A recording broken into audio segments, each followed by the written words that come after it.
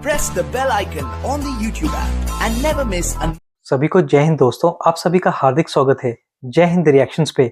आशा करता हूं कि आप सभी लोग बहुत अच्छे होंगे। तो आज की लेटेस्ट और इम्पोर्टेंट वीडियो में आप देखेंगे पाकिस्तान की मशहूर पत्रकार और हम सबकी चहेती आरजू काज़मी जी को, जो कि बात करेंगी हमारे प्यारे देश भारत के बारे में और कैसे विश्व भर में सनातन धर्म का प्रभाव बढ़ता जा रहा है। तो ये वीडियो काफी इंटरेस्टिंग होगी, आपको बहुत कुछ जानने को मिलेगा, तो इसे अंत तक देखें और चैनल पे नए हैं तो चैनल को सब्सक्राइब कर दें। तो चलिए पहले ये वीडियो देखते हैं और अंत में इसके बारे में बात करेंगे।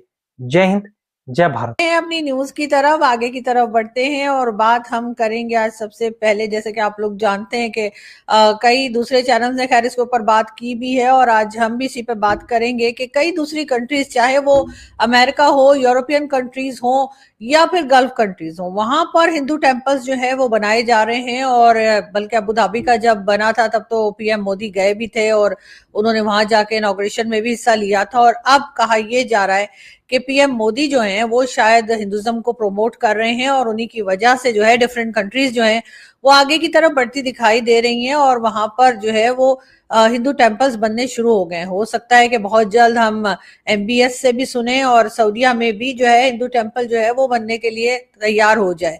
और ये भी क्रेडिट खैर बहुत से लोग पीएम मोदी को दे रहे हैं, लेकिन साथ साथ उन कंट्रीज को भी मैं कहूंगी कि बहुत अच्छा काम वो कर रहे हैं और ऐसा करना ही चाहिए। और अब एक बार फिर जो बात की गई है वो ये कि जी यूरोपियन कंट्रीज में एस्टोनिया एक कंट्री है और वहां पर जी कहा यह जा रहा है कि लॉर्ड शिवा का जो टेम्पल है, सबसे बड़ा टेम्पल लॉर्ड शिवा का, वो बनाया जा रहा है। क्या एक तरह से पाकिस्तान में भी ये सब कुछ पॉसिबल है? मेरे ख्याल से नहीं है। बहुत से लोगों का कहना ये है कि जी पाकिस्तान जो है उसको भी इसी तरफ जाना चाहिए, पाकिस्तान को भी जो है वो हिंदू टेम्पल्स जो हैं वो पाकिस्तान में बनने चाहिए और रिलीजियस टूरिज्म जो है उसकी तरफ जाएं तो पाकिस्तान बहुत कुछ कमा सकता है, बहुत पैसा मिल सकता है और उस टूरिज्म के जरिए जो है इकोनॉमी जो है वो काफी हद तक ठीक की जा सकती है।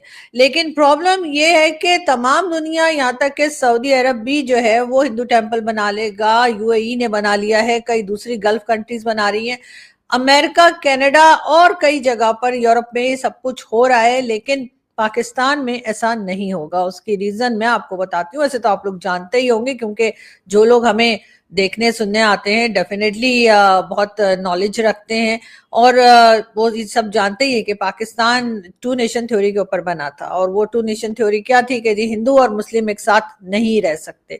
उसके बाद हमने जो है वो ये पाकिस्तान क्रिएट किया गया था, पाकिस्तान बनाया गया था। पाकिस्तान आजाद नहीं हुआ था, जो हम लोग कहते हैं ना कि जी हम भी आजादी का दिन मना रहे, हम आजादी का दिन नहीं मना रहे, हमें जो है वो क्रिएट किया गया था। एनीवे, तो अब मैं आगे बढ़ूं और आपको ये बताऊं कि जी क्योंकि यहाँ पर हिंदू टेम्पल जो है वो कैसे बनाए जा सकते हैं। आपने देखा था इस्लामाबाद में कुछ साल पहले, दो या 2.5 साल पहले इस्लामाबाद में एक जगह पे कहा गया कि जी यहाँ पर हिंदू टेम्पल बनेगा। उसके बाद एक हंगामा खड़ा हो गया और लोगों ने आकर शोर मचाना शुरू कर दिया।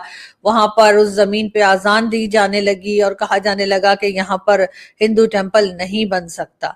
पाकिस्तान में किसी भी दूसरे रिलीजन के लोगों को या किसी और फेथ के लोगों को बर्दाश्त करने के लिए बिल्कुल भी जगह नहीं है। अभी आपने 2 दिन पहले देखा कि सिंध में ही जो है वो मीरपुर खास में किस तरह से एक अहमदिया जो थे वो नमाज पढ़ गए, यानी जो उनकी मस्जिद है उसमें वो नमाज पढ़ के सुबह की आ रहे थे और उनको मार दिया गया। और ये कोई पहली बात नहीं है, कई बार इसी किस्म के अटैक्स जो है वो अहमदियास पर होते रहे हैं।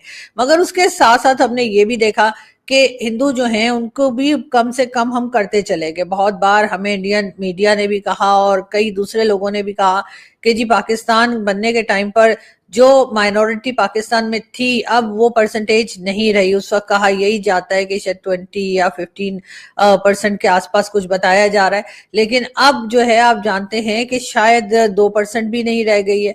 अब उसके लिए हम खैर जाते हैं तो जाहिर है हमें डिफेंड करना होता है, तो हम कह देते हैं जी वो तो बांग्लादेश चले गए, जी वो तो मुल्क छोड़ के चले गए। उनमें से कुछ मुसलमान हो गए थोड़े बहुत, जिनको इस्लाम बहुत ही पसंद आया था, उनको लगा इससे ज्यादा अच्छा रिलीजन तो कोई है ही नहीं, तो वो जाहिर है वो मुस्लिम हो गए।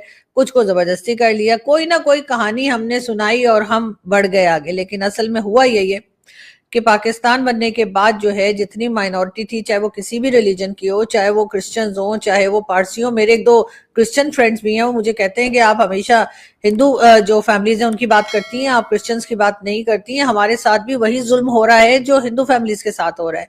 तो जी हाँ, बिल्कुल इसी तरीके से कुछ लोगों को तो जैसे मैंने कहा कि वो बेचारे डर कर भाग गए, किसी और कंट्री में चले गए, जिनसे पॉसिबल हुआ वो पाकिस्तान छोड़ गए, और बाकी जो थे उनमें से काफी लोगों को तो मियाँ मिट्ठू और इसी तरह के जो दूसरे लोग हैं उन्होंने कलमा पढ़ा दिया और कह दिया कि जी खास तौर पे उनकी बच्चियों को। आपको मालूम ही है कि ये मियाँ मिट्ठू जो है किस तरह से हिंदू फैमिलीज की बच्चियों को उठाकर ले जाता था और अभी भी ले जाता है, और इसको ना कोई पूछता है, ना कोई रोकता है, ना कोई टोकता है, ना कोई अरेस्ट करता है, ना ही कोई केस बनाता है, इसलिए कि इसके हाथ बहुत ऊपर तक है। जी हाँ, ये जमीन पे खड़े होकर फैन साफ कर लेता है। मैं ये नहीं कह रही हूँ, मेरा मतलब ये है कि इसकी पहचान बहुत आगे तक है। ये प्राइम मिनिस्टर से लेकर यानी इमरान खान के साथ भी आप इसकी फोटोज देख सकते हैं सोशल मीडिया पर। उसके साथ साथ आप जो पहले आर्मी चीफ थे हमारे, जी हाँ, जनरल कमर जावेद बाजवा साहब, उनके साथ भी इस आदमी की फोटो देख सकते हैं। तो ऐसा नहीं है कि किसी को मालूम नहीं है कि ये कहाँ है, कहाँ रहता है, कहाँ पाया जाता है। लेकिन जाहिर है